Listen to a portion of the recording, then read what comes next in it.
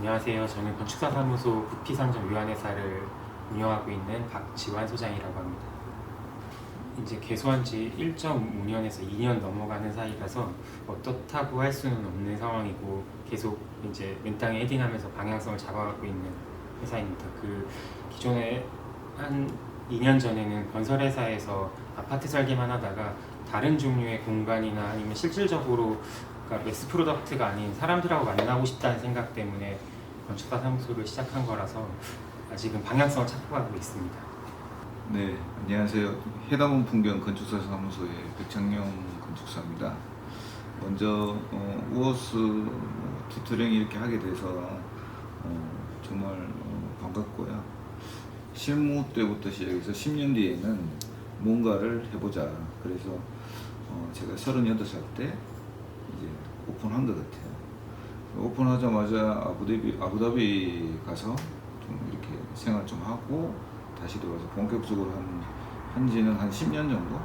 제가 원래 상호는 뭐 풍경 건축인데 풍경 건축의 의미가 도시와 건축 사이의 어떤 점이라고 해야 될까요? 우리가 풍경을 보게 되면 저희가 전체를 보게 된 경우도 있고 점을 하나도 보게 된 경우가 있기 때문에 제가 펼치는 건축에 대해서는 풍경 속에 점이 하나가 좀 되었으면 좋겠다라는 의미로 그렇게 하게 되었습니다.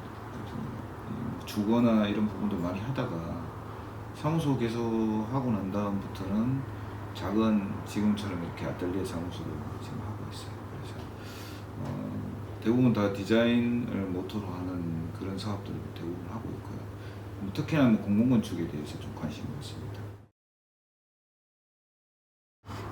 튜터 하는 것들이 가장 스스로 튜터도 많이 배운다고 많이들 들어가지고 최근에 학생들이 어떤 생각들을 하고 있는지도 궁금하고 그 다음에 저도 역시 지금 시험하는 단계라 또 다른 젊은 세대들은 어떤 시험을 하고 있을지 그게 궁금해서 참여하게 됐고 같이 고민하는 그런 조력자가 될 거라고 생각이 듭니다. 튜터보다는.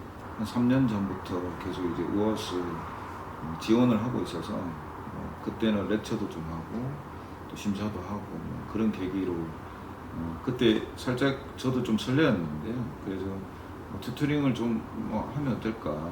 그래서 제가 좀 추천자 입장이었어요. 그래서 원래는 어떤 분을 추천하면 과연 진짜 우어스를 위해서 학생들과 정말 콜라보를 하면서 잘 할 수 있을까 그런 고민을 하다가 그런 설렘의 연속으로 튜토링을 좀 했으면 좋겠다. 저는 이제 기성세대로 계속 접어들면서 어떻게 보면 그러한 작업들을 할 수 있는 부분들이 분명히 있어요. 근데 이제 계속 이제 해를 거듭나면서 우하우스가 달라지는 모습을 보면서 똑같이 좀 배우고자 그렇게 좀 생각해봤습니다.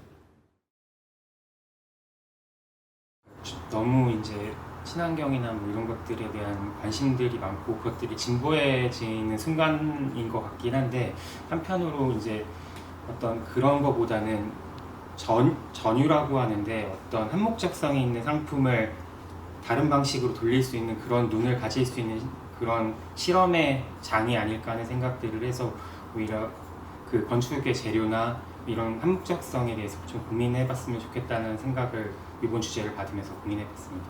네. 저한테는 기성세대들한테 약간 경고성 발언 그런 걸 좀 많이 느꼈거든요.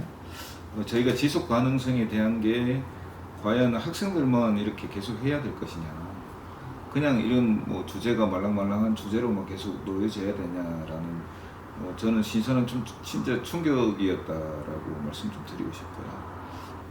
그 나름대로 생각 속에서 보면 한쪽으로 좀 치우치는 경향성이 있어요. 무조건 줄여.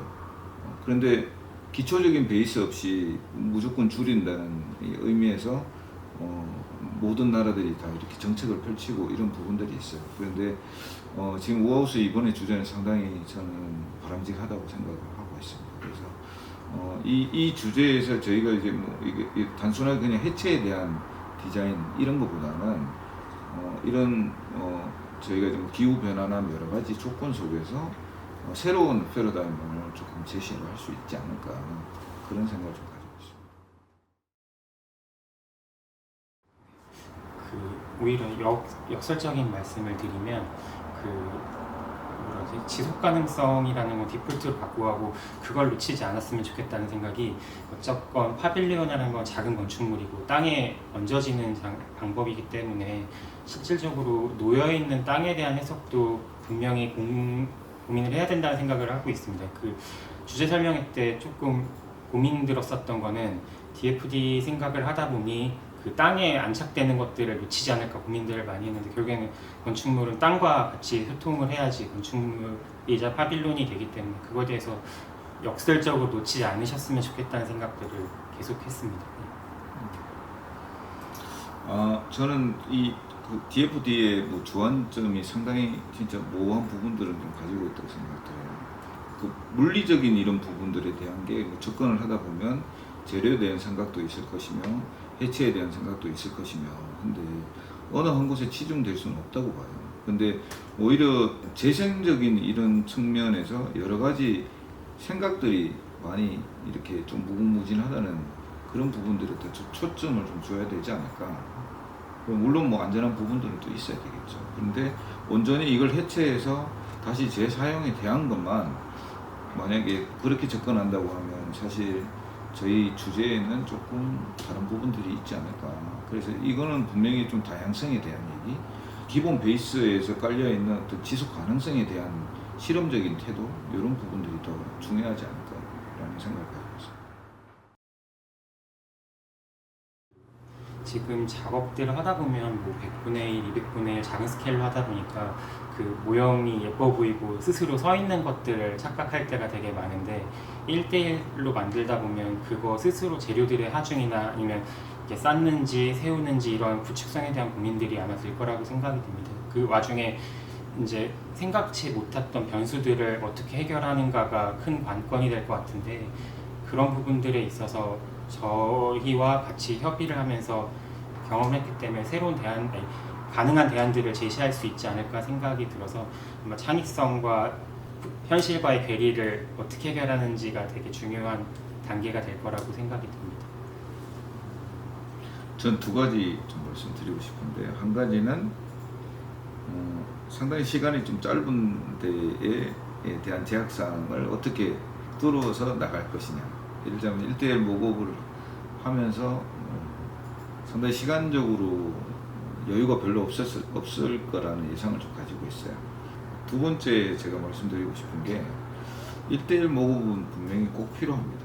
왜냐하면 뭐 시행착오 면에도 분명히 있겠지만, 제가 인면 디자인이나 뭐 여러 가지 이런 부분들 할 때 스케일이라는 걸 가지고 있지 않습니까?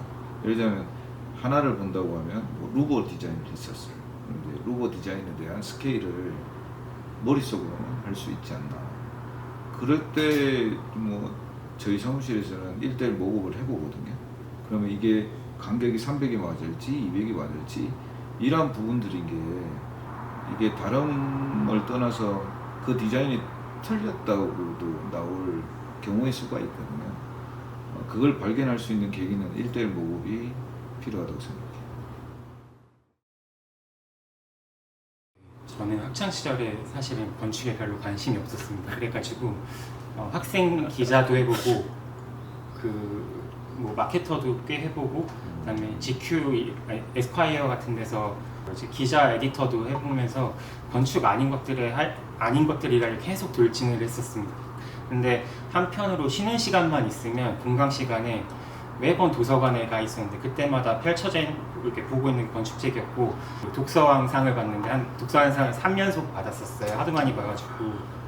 그래서 결국에는 그 어른이 되고 기자가 안 된다는 언론고시도 한 번 망해보고 로스쿨도 보다 한 번 망해보고, 이게 다 망해보고 주어진 것들이 딱 그 건축만 남았구나 이런 생각이 들 때, 이걸 잡아야 되겠구나 하는 생각이 들었고, 너드와 그 건축 아닌 그런 것들 사이에서 막 왔다 갔다 했었던 것 같습니다.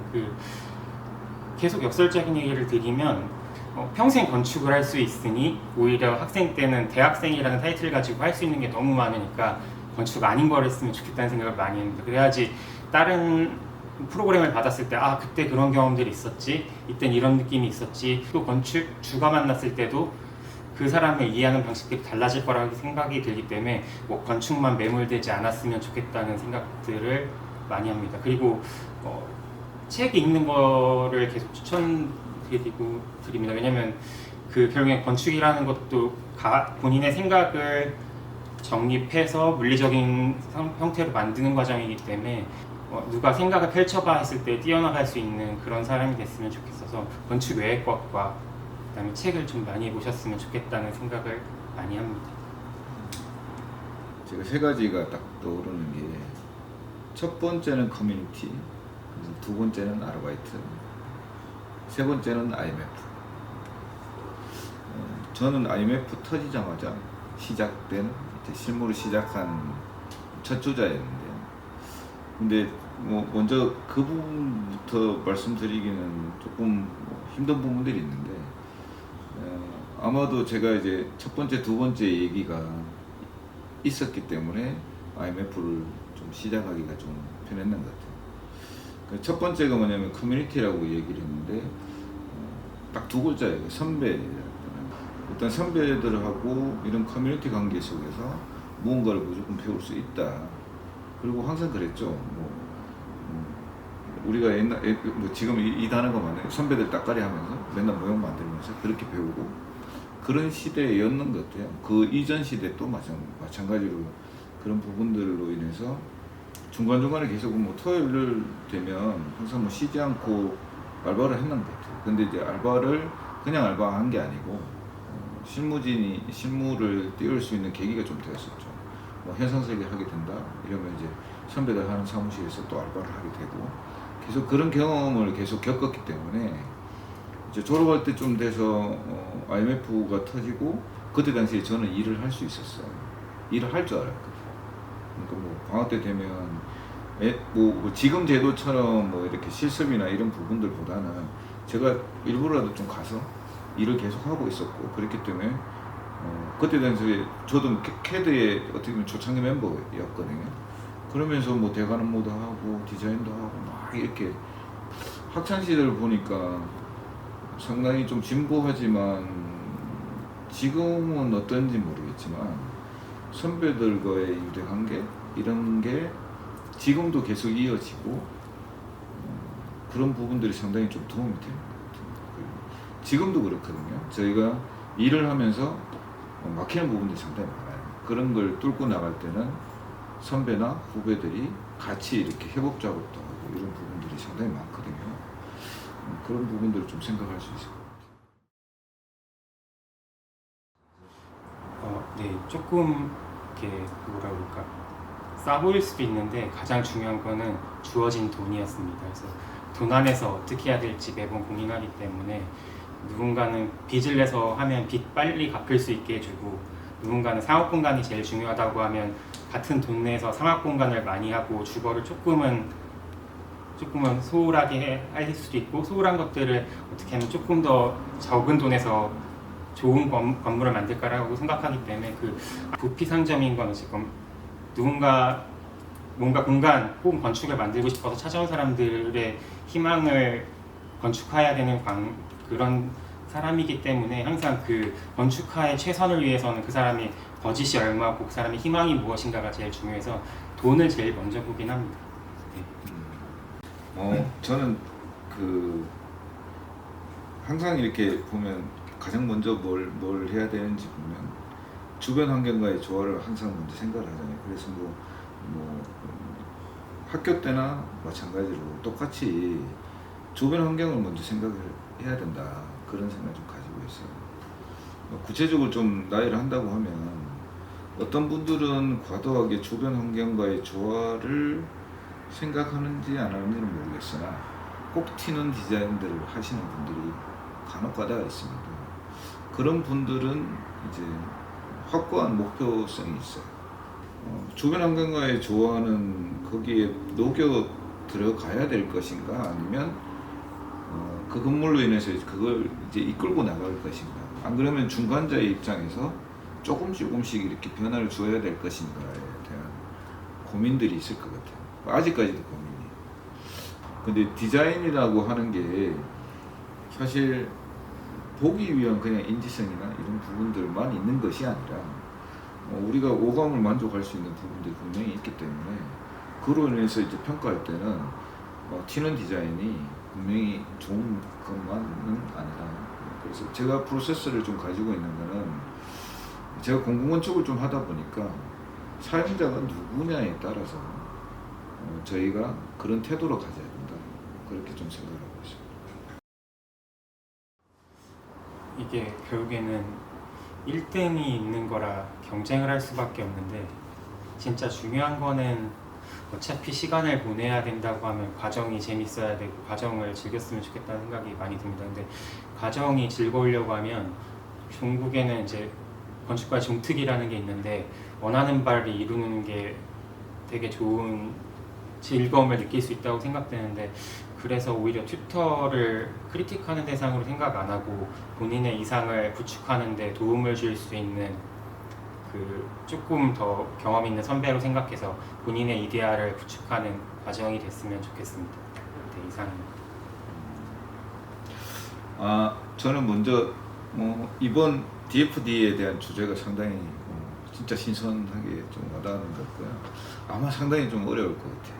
네, 그죠? 근데 이러한 부분들을 이렇게 이제 시도를 해봄으로 인해서 충분히 나름대로 자기의 가능성을 발견할 수 있다고 생각되고요. 좀 더 나아가서 지금은 이제 미래도 그렇고 지금도 그렇고 융합의 시대라고 이렇게 보시면 되지 않을까. 분명히 제가 겪었던 시절하고 분명히 달라진 점. 옛날에는 건축을 먼저 하신 분들이 어떤 이었다고 하면, 지금은 모든 분야의 융합을 잘 꾀하는 자가 앞으로는 진짜 정말 훌륭한 건축가로 계속 이어지지 않을까. 그리고 건축가라는 표현 자체도 마찬가지로 이제는 좀 바뀌어야 될 때다. 생물학자가 건축가가 될 수도 있고, 우리가 건축학과를 꼭 이렇게 나왔다고 해서 건축가라고 부를 수 있는 이런 시대는 아니라고 보여집니다. 그래서 여러 가지 다양한 각도로 볼 수 있는 시선들이 꼭 되기를 바랍니다. 네, 감사합니다.